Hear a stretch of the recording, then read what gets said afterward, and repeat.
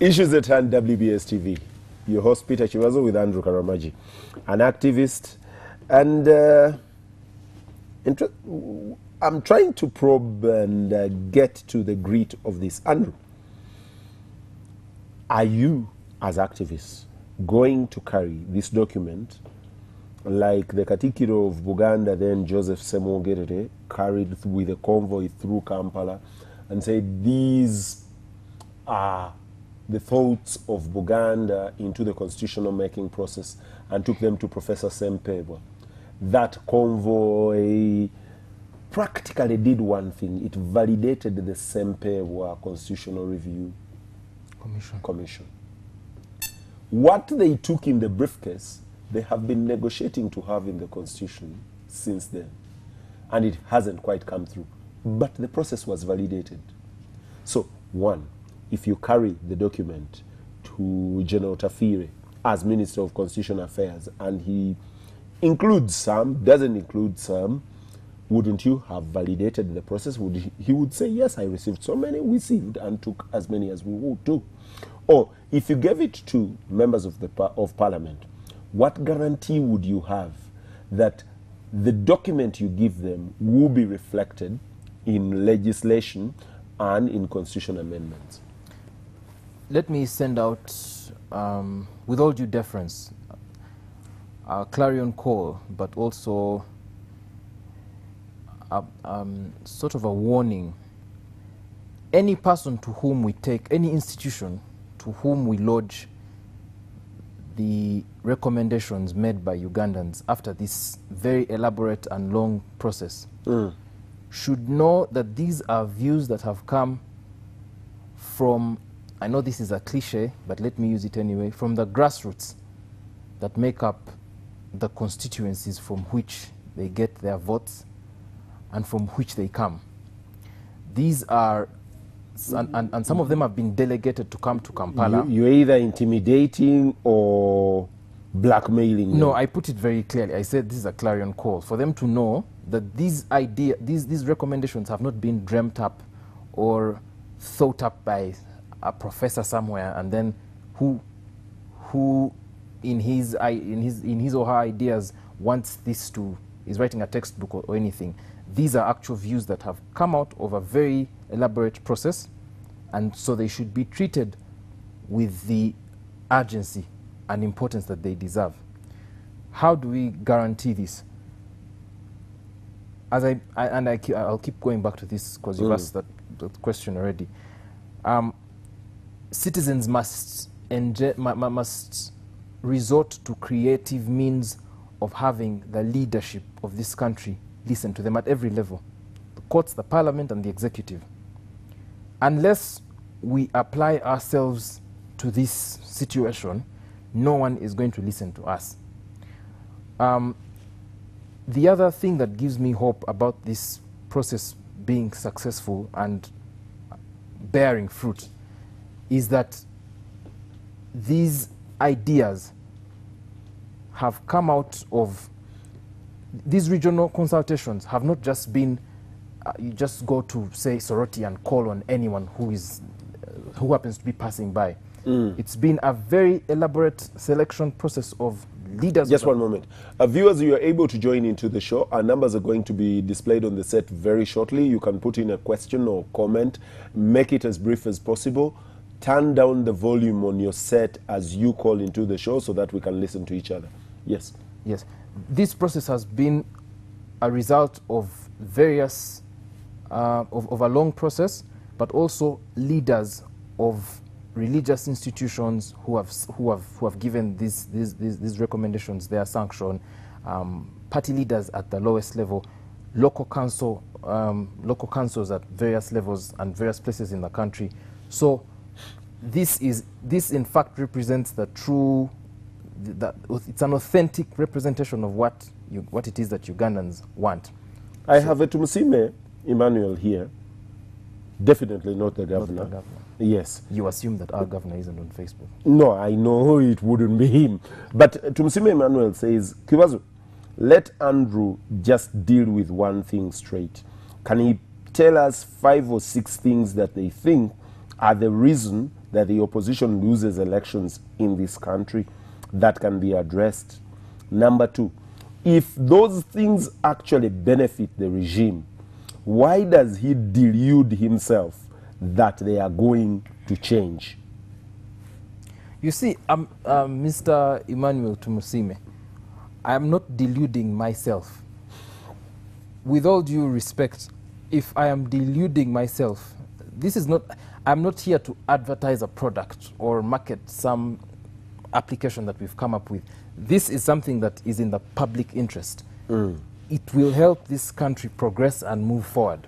So, what are the things, why does the opposition lose elections in this country? What are the things as that... you asked, without elaborating so much, everything, the president using the treasury as his personal bank account, the national treasury, I mean, the interference of the military in electoral processes, the impunity with which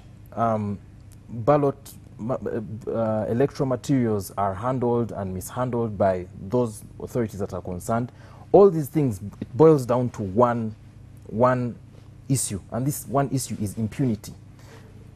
Impunity is a function of a citizenry that is not responsive to the issues of the day. Andrew, if I may just come in there, because I'm thinking, do I need legislation for this impunity? Because think about it this way. You have a law against the president accessing the national treasury for elections or even facilitating his party. Yes.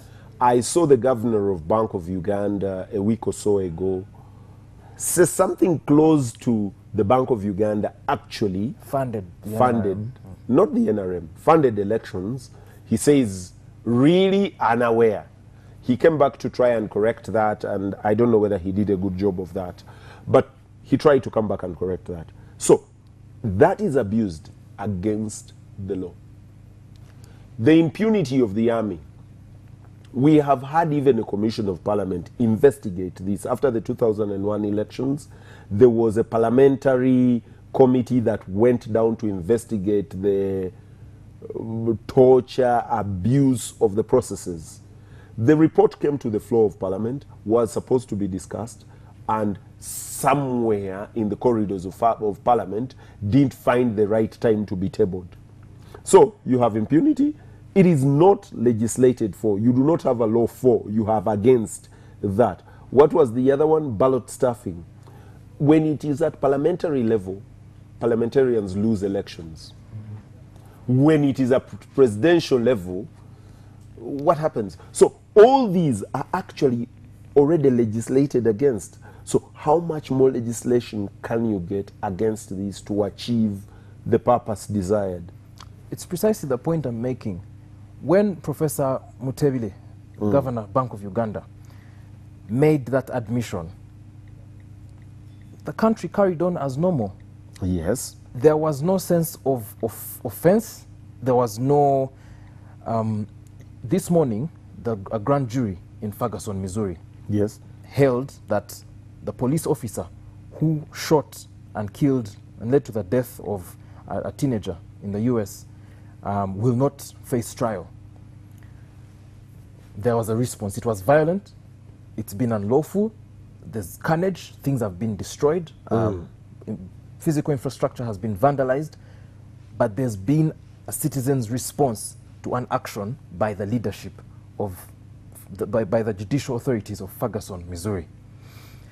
In Uganda, fuel prices can go through the roof. Statements, very reckless statements will be made by those who hold offices on our behalf.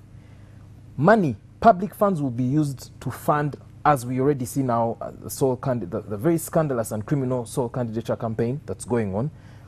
And there's... Doesn't make it, it isn't criminal. It is unlawful. It's not founded within their party? It is unlawful because they are using our resources to fund, but that's besides the point. The point I'm making is you do not have citizens responding, and so impunity is a function of, because the other person, the leader knows that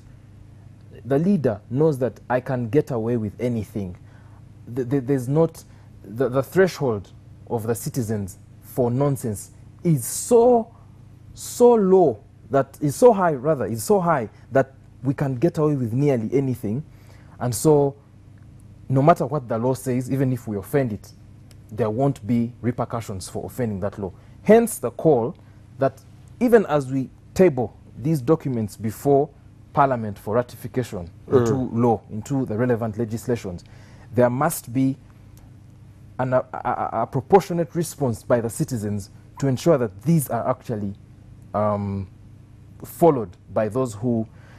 One example. There was a move by the Revenue Authority to have pre-export verification licenses, a process under which, and it would cost the traders more. The traders met government and said, this is going to hurt business. Please do not pass it. We will not, it will hurt our margins. We're already paying too much in taxes, in energy costs and so on. This government was adamant. They refused to listen. The traders insisted, said, please, this cost will run us down. We cannot afford it. Government refused.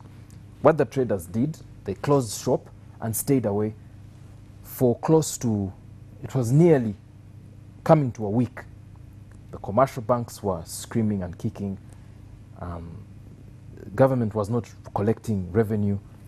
Government gave in and agreed to suspend the pre-export verification process.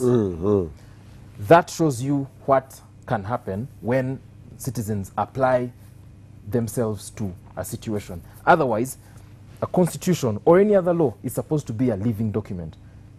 How does a constitution become a living document? There must be citizens to engender that process.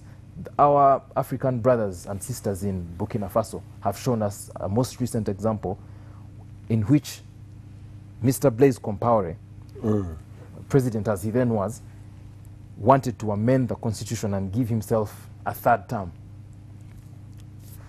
The law, obviously, I'm sure, as was in our own constitution, the law does not allow for such extra constitutional processes like what Blaise Compaoré was trying to do.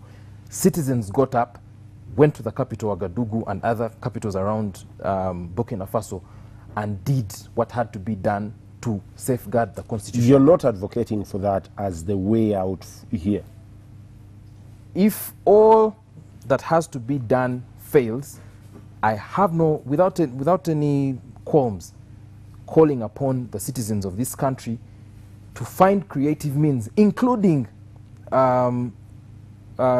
such actions of people power, to restrain or, if need be, actually have a change of guard, as long as we are acting to safeguard the Constitution.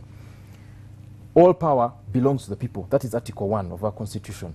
What does that mean if the leadership can do anything and get away with it? Certainly, there must be a point at which citizens get up and say, this is what we aspire for.